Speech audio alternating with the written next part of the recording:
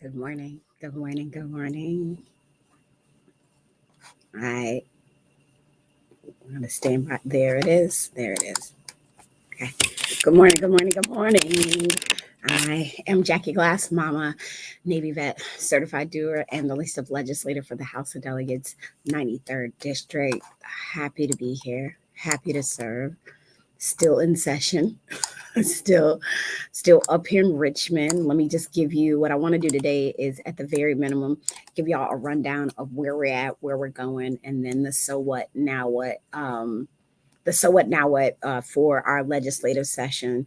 I only have 2 more days. Hey, kind of cool. Good morning. I only have 2 more days, so we today will be a day where we're getting all the bills that we disagree on, the House and the Senate. All of those have to be in what we call conference, which means they're in the posture to be negotiated on today. So that means we'll have a long day of like stopping and starting and all that good stuff. I'll try to, at the very minimum, do some stories. So for those of you guys who have us on Facebook and Instagram, I'll do my best to like do little stories in between to sort of give you a rundown. I don't know that it's that exciting, but I'll share it anyway and let you be the judge of that. Friday, we'll come back and do some of our last couple votes. Hopefully, fingers crossed, we get a budget done, which is not, I don't think that we've gotten a budget done since I've been here during our regular session time. So the goal is to get the budget done, um, get all of our bills so that they're in the posture to go to the governor to sign, veto, amend, do all those good things. And then we have to work on Saturday as well. So I will be hopefully a journey in what they call sine die. I don't know why I put it in quotes because that's exactly what it's called. It's called sine die, which means we end our session and then I won't have to come back here until April 17th when we take action on all of the things that the governor has done, whether the governor has vetoed something, amended it, or made some changes, whatever that is, that all of that, we have to come back to vote on that. That's that check and balance thing. I think y'all remember that. Hopefully you remember that from your civics class, the check and the balance, right? We operate with each other. We don't work for each other. We operate with each other. You can put your questions in the comments if you like. If you have any questions, comments, concerns, or anything, you can drop them in the comments as we go along here today. All right, so that's session, moving session along. Hopefully, I'm gonna try to take a little bit of time off, whatever that looks like, and then get back at it sooner rather than later. Next thing we have is our delegation. So the delegation is every city has a delegation. Most regions have a delegation. That means that's all of the legislators that represent a particular area. So the Norfolk delegation is planning to do a post-session town hall with everybody.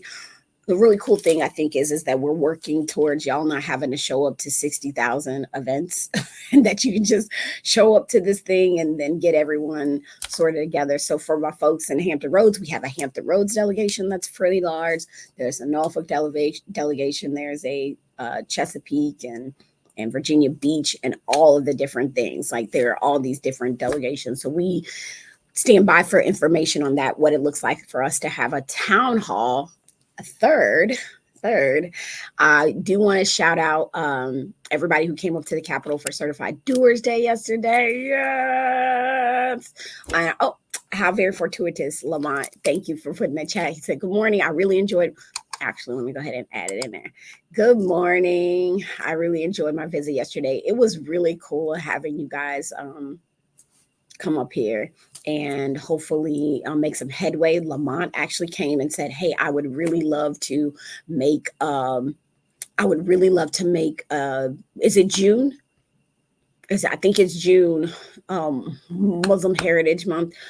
You have to. I'm trying to remember, so don't beat me up. But that's something that we do up here at the Capitol. We get to make days of recognition, establish months of recognition at the state level. So like That is also a thing. And I don't think I ever really talked about that being a thing, but yeah. So this year I put in a resolution to make September, I want to say 16th, 688 Day in honor of the first all Black women battalion to fight in an overseas, to go to war in an overseas unit, which is really amazing. Yep. So July. Oh, which was July. Okay, cool. This is great. I'm getting some questions in. This is the best part when you ask questions. It makes for good conversation. I'm gonna go over to Instagram first because I saw that one first. So Kinda Cool said, I remember you talking about gambling in the state of Virginia. Is there any legislation to control any of this? Well. Okay, Kinda Cool. So this year we heard a couple different gambling legislation. One was to remove Richmond from the bid to be able to get a casino. So Richmond is out of the opportunity to get a casino. One of the biggest pieces of we hear a lot about charitable gaming, like a couple little bills on charitable gaming, who, what, why, when, where, and all that good stuff. Then the biggest one we had was the gray machines. And so y'all might know, some of y'all might have walked into a 7-Eleven or a truck stop or a gas station, and you see those machines that sit up against the wall. It's like sometimes you walk in there and they look like a little casino. Those are called gray machine. We have tried for years to regulate the gray machines. And as I said, I would say to y'all what I said to everybody else, I think is real disrespectful. The fact that we've tried to regulate them and people are like, nah. We're just going to do what we want to do. Like that's not sad.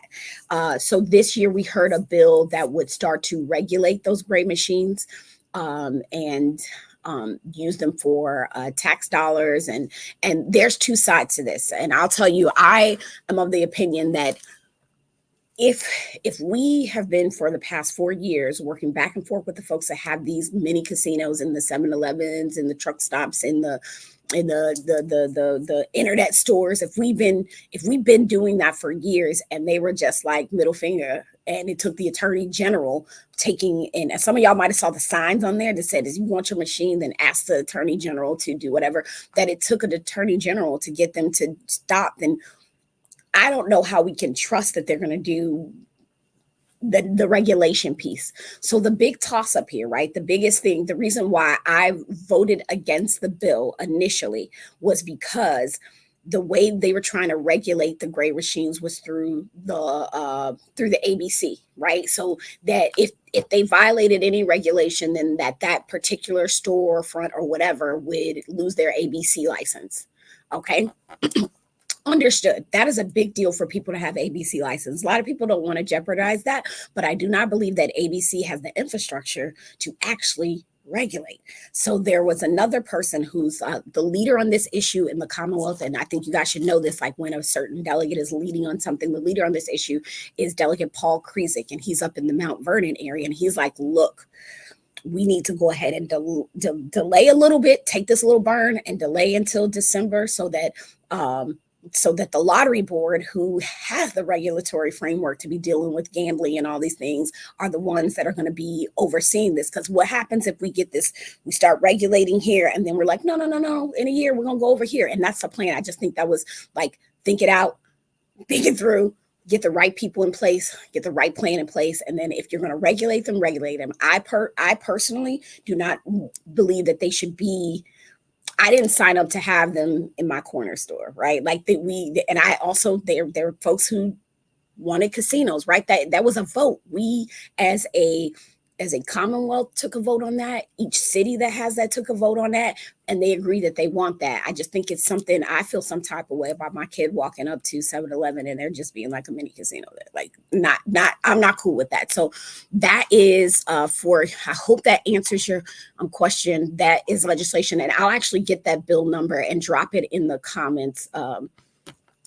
Goodness, I'm going to get that bill number and drop it in the comments for you. As I answer the next question, if y'all can be grant me some patience as I look up stuff. Look at the let's see, the other question. I'm going to go to Facebook and then I'm going to come back to Instagram and other folks. Okay. So good morning. I just wanted to say thank you. Oh, I thought it was a question of gratitude. Thank you, Miss Charlene. Thank you for your awe-inspiring speech for Women's History Month. And you are uh, one above three. Thank you, Miss Charlene. I appreciate it. I really do. We just try to speak our truth and we want people to be better people. I also just don't want people that enable these things to be, advanced to high places. I'm just saying, we can all have a little part in that. Gratitude.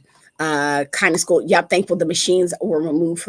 Thankful the machines are removed from the store. That's a start. So no, they haven't. They haven't been removed from the store. So kind of cool. A lot of them have the little sign on them that says we can't use them right now. And I cannot remember the status as of yet. But yeah, I'm gonna get that legislation so that you can actually see the bill. See the bill because that's important. Next question. Hey, David, it's always good to see you this morning.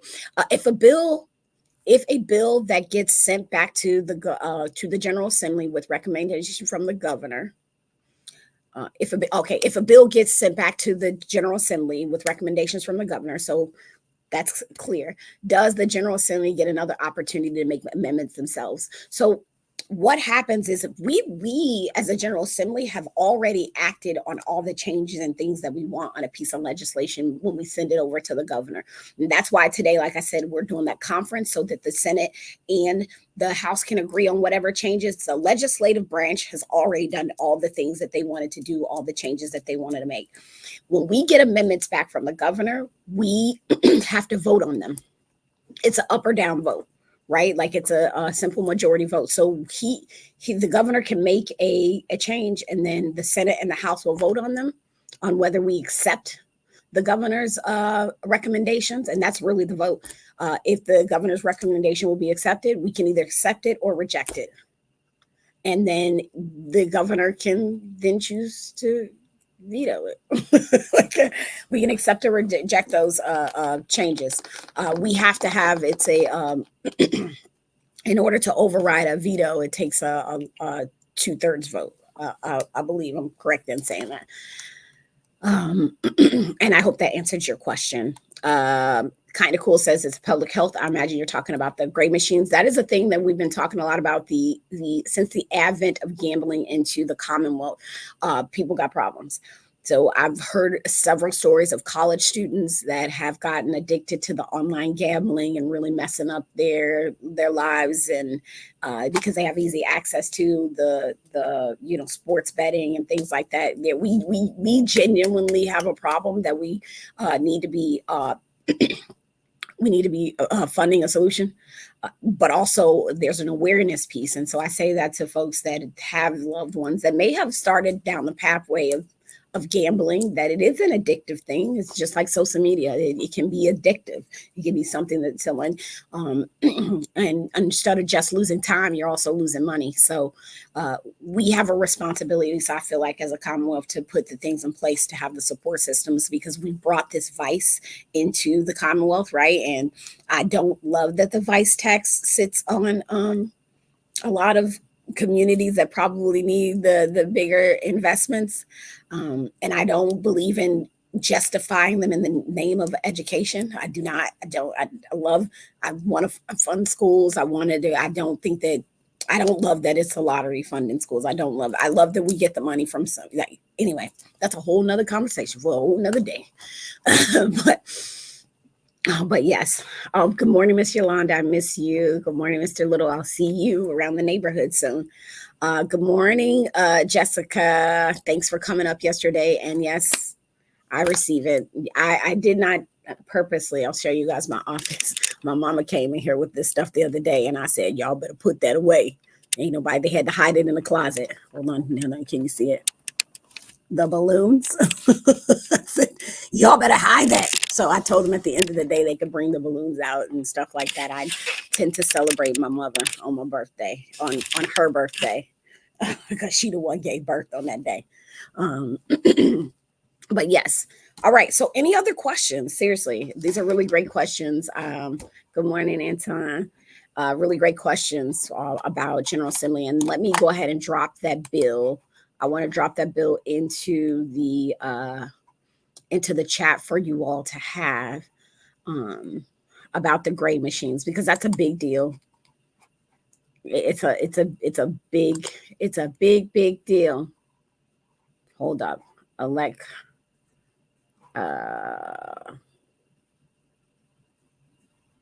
yeah. I'm looking for it. But what I do is I go to LIS, and that's the Legislative Information System, and I look up what the bill is. What the bill is. I thought I found it. Yeah, I'm gonna I believe this is it. Yep, this is it. See there, y'all? I found it real quick. So I'm putting it in the chat on both sites. This is for the I'm gonna put the gray machines. And while I'm typing this in, please don't hesitate to ask all the questions. Good morning, James. Good morning. So y'all all get it at the same time. And I know that's probably going to be difficult for something happened over here. Okay. All right. It's not letting it send. I don't know what is happening, but we're working with it. Okay.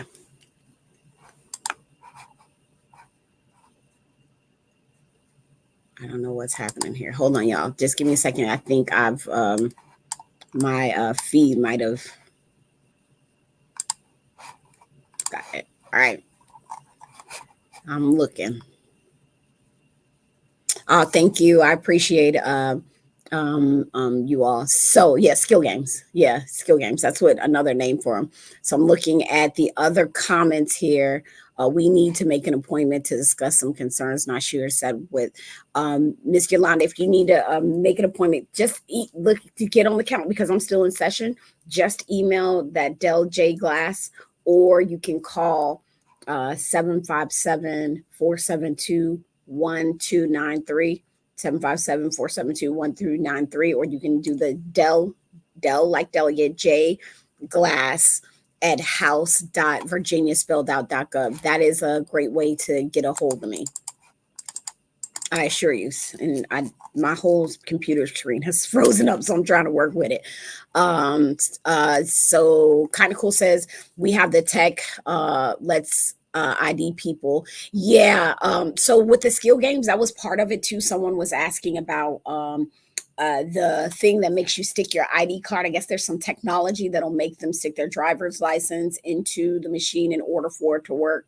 There's a whole lot of things. And again, Paul Krizik, and I'm 100% sure there'll be conversations happening over the coming months, getting prepared for 2025 or for what does or does not happen this session. So if that's something, if you are interested, if you are a person that is interested in this part of the law, please reach out to our office, and then we can connect you with how to stay abreast on the boards, commissions, and stuff that are and opportunities to be connected to that particular issue, so that you don't have to wait until we're in session to try to find out what's going on. For some reason, y'all, I apologize on Instagram. I genuinely can't see anything that you're doing. I can't see anything. And it looks like I'm scared to refresh because I don't know if I'm going to lose you. I'm going to try it. So if I lose you on Instagram, I'm going to pop you back in. Yeah, I did. There it is. All right, there it is. I'm back. So if you put a comment in, on Instagram, please submit it, because I didn't see it. I didn't see anything after the floor speech. Who also someone said that it was an amazing floor speech. Thank you so much. I'm so grateful. I be genuinely. I'm trying. I'm genuinely doing my very best to provide visibility when I can. Someone asked asked me the other day, what is a point of personal privilege? Because they're like, I'm watching your video and you stand up and you say, I rise for a point of personal privilege. What does that even mean? What's really cool is that we have this thing every session. So for those of you guys who came out yesterday, I see Lamont's on here.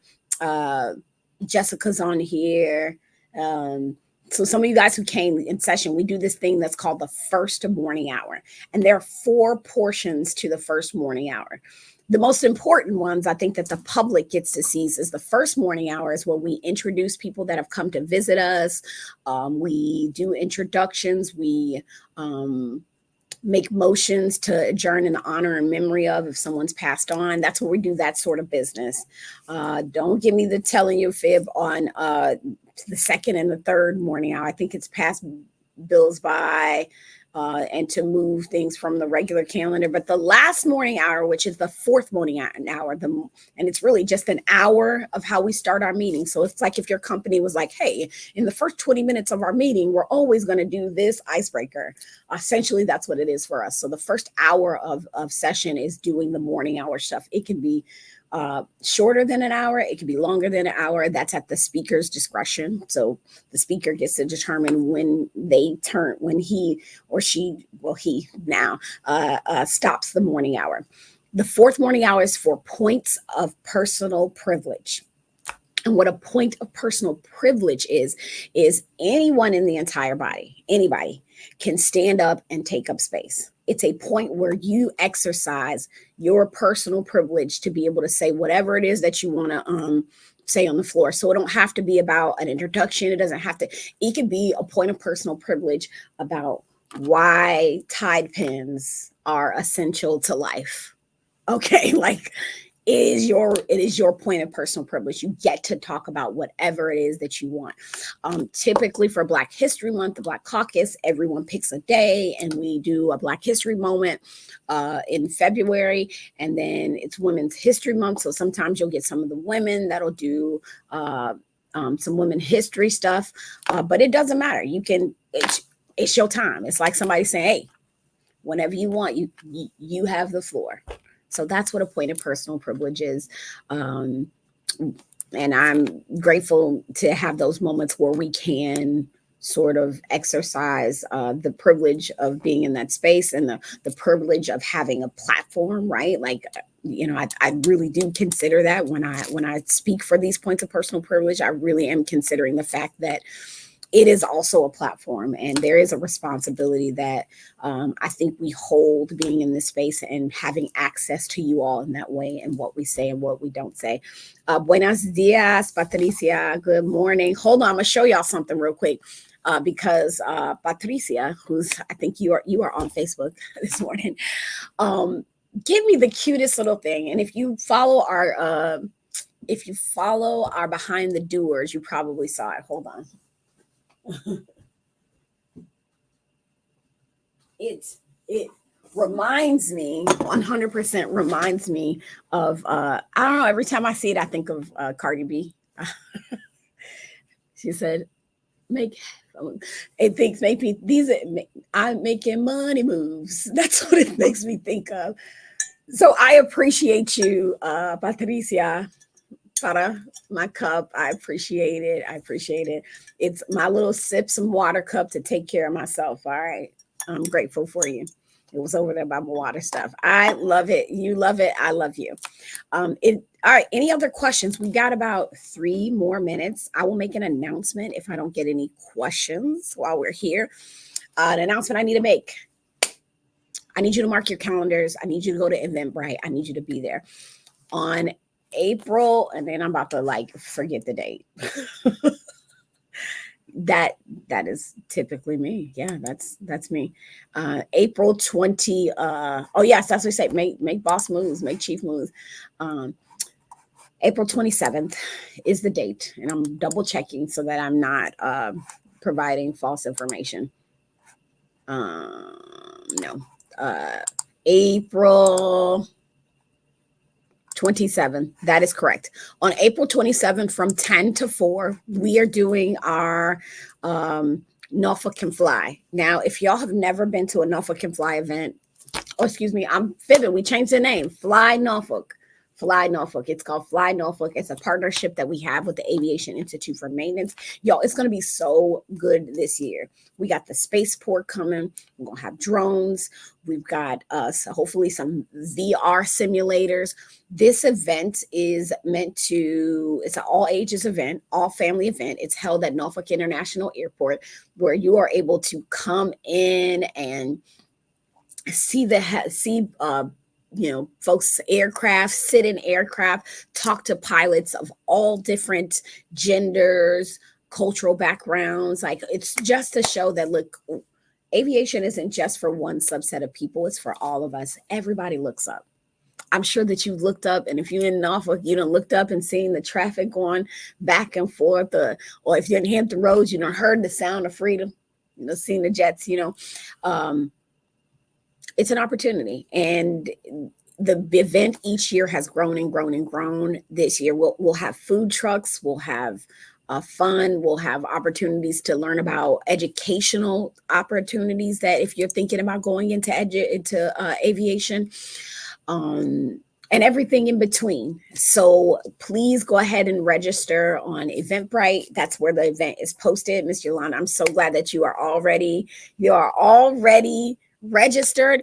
If you're interested in volunteering, you can reach out to our office. That's Del J. Glass at house.virginia.gov. I will be putting out some things for folks to be able to volunteer, but it's going to be a real cool experience. I am super interested in getting my drone license. I think that's something that I might pursue in the next year as a goal. It's going to be a challenge, but I feel like I need a goal, and I hope that you're finding yourself a goal to get into. Get into a goal. I like the way that sounds. What kind of goal are you getting into? And I do believe in asking myself, what am I failing at today? And I hope you ask yourself that, because I'm failing at something, that means I'm probably trying something that challenges me. And at some point, that thing that I'm failing at, I will no longer be failing, right? And then I'll have to find a new thing to fail at, because that is life. It's a series of successes and failures, and I'm so grateful that you guys have hung in there with me, as I've sometimes crashed hard, but then sometimes flown high. And I know that you're trying to do that in your life. I'm super grateful to you all. Good morning, Tom. I'm super grateful to you all. Yep, I'm getting ready to sign off here, but I'm looking at the comments coming in, so I'll take a little bit more time, especially since we have it. Soul Powership, hey Sonny. Soul Powership said, what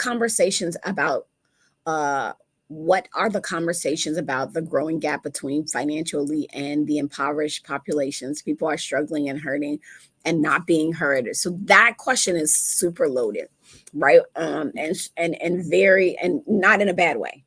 Not in a bad way. It's super loaded, super broad, because I think when we talk about finances, and we talk about the wage and opportunity gap, because I see those two things as a real thing, right? Because we can't talk about wages without talking about the opportunities that come to be able to increase your financial situation, or to shift your financial situation. I think there's a number of things happening. There's some things that are happening in our tax code here in the Commonwealth of Virginia. And I know what I'll do too is that I want you to make sure, I actually want to make sure that we talk about this in depth, but I'm just going to talk about the different places that I've seen legislatively this year where we've actually sort of looked at how we help those that are struggling. And I think that's a really great conversation, because it's not just about money and putting money in people's pockets. It's also about the opportunities that come for them. I believe in a 2-generational approach, right? You got to help mom and the kid. You got to help dad and the kid. You got to help grandma and the mom. That the 2-generational approach puts us in a very different place. And I'm doing a lot of homework on what that looks like legislatively. So some tax code things that we've seen that are super helpful. I believe education is a part of that conversation too. And I can say that I am disappointed on that front of the actions that have and actions and inactions that have been happening in the education sphere. But I'm also very hopeful because I see the bright lights in it. So soul power shift, I think that's a big question that has many segments that I think we should take some time to actually like talk about. And I promise you, that's not me scapegoating. I promise. I know that I will stay on here another hour. I will stay on here another hour with y'all talking about this stuff. Tom Charles says financial literacy is so important. Rainy day funds, retirements are two things that I'm focusing on these days. Yeah, and that could be a challenge to just put the investment in. The one thing that I think I learned over the past couple of years is that you're never too young to have advisement on finances. I think we all look at a financial advisor as like that's for folks that have lots of money. And no, it's not. Like if I need to know how to manage my pennies, I can get support on manage my pennies. But to sort of to Sunny's point or soul power shift's point is that there's access to some things that if you're struggling and hurting, you're not really thinking about those sorts of things. And I think in the advent of social media and access to things, there's some really great information out there. There's not some great information out there. We got some things to do. Whew. Yeah, that causes me angst. I'm just taking a deep breath because that's a big deal. But this year, a bill that I have that was actually killed, and we're going to start reaching out to the Department of Social Services is I put a piece of legislation in for the dynamics benefits cliff adjuster. So for me, what I see is there are people who are forced to stay on public assistance because it's not economically viable to come off. We've created a system that keeps people on aid, and sometimes they want to get off, but then there's too much to lose in order to get off. So like and I think we've talked about this on another live, is that you shouldn't immediately lose your food benefit because you make $2 over. I think we should adjust so that you can grow it, because I've had folks say like, I would love to take that raise, but I have a child with disabilities, and the moment that I take that raise, I'm no longer eligible for this health program. Right. Or I want to move. I want to move and I want to be able to get some freedom away from this, but I will lose. What did the one she say? She's like, I'm afraid. She was afraid to start her business and make money because she has a lot of children, and it was like, if I start this business and start making good money, I will automatically lose my ability to have, I'll lose my SNAP. And it's like, I need that to help me build. And I think that's a piece of it too, is allowing people to gain economic freedom from public assistance because they want to. Because they do not want to stay in certain places. They do not want to keep needing that benefit. They would love to feel like they can. And so it's not just, and that is not just, and I'm saying this because I think people get in their mind that there's the welfare queen and all these things. No, it's not just single mothers. It's families with children with disabilities. It's people who actually are living and working independently with their respective disabilities. So like we've got to sort of pull away from the face that we think we see and put the face of our neighbor that we probably don't even know if we haven't built those relationships and work towards hearing folks out. So yeah. Yeah. So, yeah, absolutely. So Tom Charles, sorry, I saw you put this financial literacy. Tom Charles said, keep fighting. Oh yes. Assisting people fighting. It's so important. It is. It's super important. And I think it's important for all of us, because I think we all, and many of us, let me not say all, don't keep it. I tell my children, my little citizens, be careful about speaking in extremes. Always, every, never, ever. So pull those out of my vocabulary because that's not true. But I think there are many people invested in the economic freedom of other people, because we know what it feels like when you can care, love, and do for yourself. Yeah, those are some of the things I need to talk about, Ms. Yolanda. So, well, it might be best to wait till I get back in district, but if you need it before then, we're here for it. There are moves in the general friendly to qualify. It says there are moves in the general friendly to qualify the type of food SNAP recipients can purchase that doesn't recognize the challenge of, yeah, Just as truth. That does not handle the fact that you got to have access to food in order to use a food benefit. You are not wrong in saying that. Um, only when Misha says, I have an employee that has to stay under 40 hours so she doesn't reduce her benefits. That is true. And I've had conversations with employers. That was from Instagram, y'all. So I've had conversations with employers and with folks that accept SNAP that says this is a big problem. It is a big problem for us because they believe the biggest challenge I see out in front of us is we're about to try to increase minimum wage, which is a necessary thing to do. I'm hoping that the governor doesn't veto it, but like if we increase minimum wage, then even staying under those same 40 hours that only one Misha said her employee has, that she'll start making more. So then it means if you make it more, even using us staying under 40 hours, then you're going to have to cut back your time, right, in order to stay within it. And I don't think that her employee wants that. so so that she doesn't lose the benefit. So it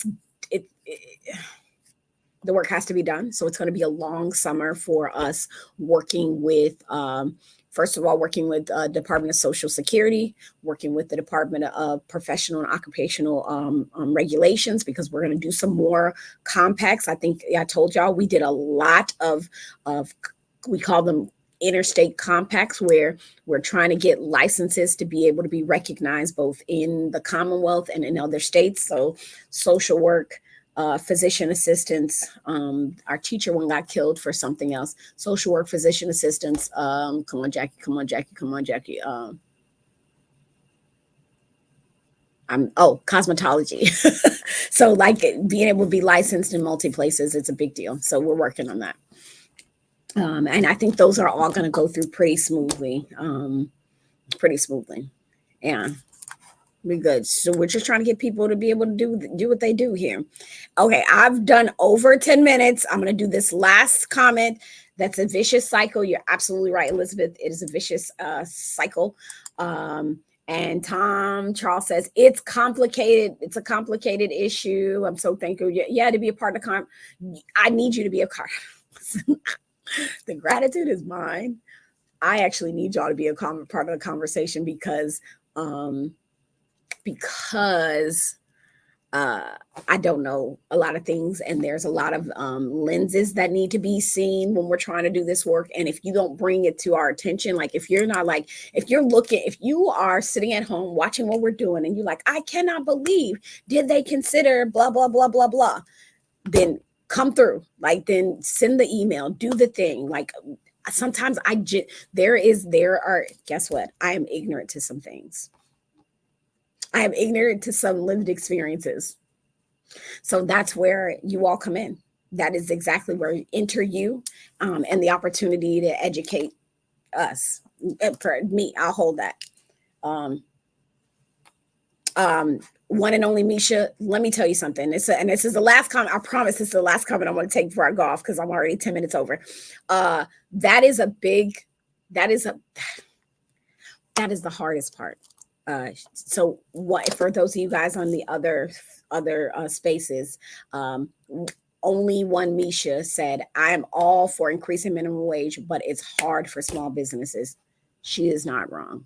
And I'm assuming that you're a she. I'm sorry. I don't know handle. So if I know you personally, I'm sorry. Only one Misha, I'm sorry. but it's hard for small businesses. And that is the crux. That is the hard part, because that is, I think, when we look at both sides of the aisle, because that's what we work with, right? It's two sides of the aisle. The biggest gripe that we heard from the other side of the aisle was it's going to be hard for small businesses. And that is difficult. That is a challenge that I know that I held in my hands, of how difficult it can be for a small business to be able to provide, to increase wages. Knowing that we should be increasing the minimum wage, like knowing that, like, and this, I want to say to you all, and this is the crux of legislating. It is the dynamic of holding two truths in your hand and deciding what truth you want to make a reality. right? Make someone else's reality, right? And then also weighing, it's a cost benefit analysis for people, and being a person who just absolutely loves small businesses. I'm just saying, I love small businesses. I think we will always choose a small business over a big box any day. Like, that's just the work that we do. As a matter of fact, we need to do a small business tour in district. um, I 100% know that a minimum wage increase is going to be a thing that is going to require more out of folks that are owning businesses. Um, and that's real. And that's real. Do I have a solid answer? I don't want to say that I can't say I have a solid answer, because I do firmly believe like we're in a place where the cost of living is going up, right? And we are in a place where we just talk about economic freedom and giving people the opportunity, but that does come at a cost. And if you're not a big business, then that could be difficult. It could be a challenge, and we can say that without. I mean, I'm sitting here saying this, and I'm gonna just be real frank with y'all. I'm gonna be real candid with y'all for a moment. I'm sitting here saying this, thinking about how the politics of these things, really, the politics of it is that, it can, there is a real pressure to get it right and get it right all the time. There is sometimes a pressure to not acknowledge the complicated nature of the work that we do. So can I say, am I out loud doing damage because I'm saying we need to increase the minimum wage, but we also have to consider small businesses? Like, that's a real negotiation that people make. And I think what happens to you all and the public is that there's a level of frustration, because it appears as if we only see the issue one way, and we're not hearing how it affects many people, because we're so hell-bent on this is the way, like, this needs to happen. This could also need to happen and also be a challenge for folks. Like, it is okay to say that. And I'm thank you, Only One Misha, for being on here, and also being a voice for the people that are affected by what we would all say is a great social change, but also thinking about what does that look like to a business that's under 10, right? A solopreneur. It is complex, and it is okay to say out loud that it may suck. And at 10 minutes over, yes, circle back. I'm sorry. I went into my own little mind there, with you all. My apologies. Thank you for naming the challenge for small business as well. It's a complex conversation indeed, for sure. Thank you. Yes, I am over it. That's a highlight line, holding two truths. Yeah, we are holding two truths. And at 10 minutes over, yes, circle back to that thought. I love my love language later, small business tour loading. Yes, I do want to do that. All right, I'm done. I have to go. I have somewhere to be in 15 minutes, and I have not done prep for that meeting. I'm signing off. You are loved, valued, and appreciated. I don't know you. You might not know me, but we here. We're just trying to do the best that we can do. So I am Jackie Glass, mama, a Navy vet, certified doer, and the laced up legislator for the House of Delegates, 93rd district. I will probably be taking a break. I'm just telling y'all right now, next week, this will be my first week off of session. So you may not see me next week. It really is going to depend on if I got the energy. I'm not kidding. I just want to clean my house, y'all. I just want to clean my house and love on my kids for a little bit and give my husband some attention. So next week, I'm going to try to be really low key. I may or may not do the live. If I'm not here, it's okay. I will be back. It's not a thing. It's not a thing, but you still know how to get a hold of me.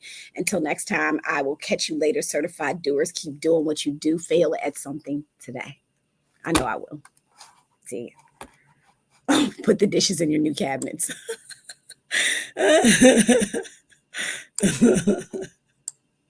I love it. Go live drinking your coffee for a second. I don't drink coffee. See y'all. Peace.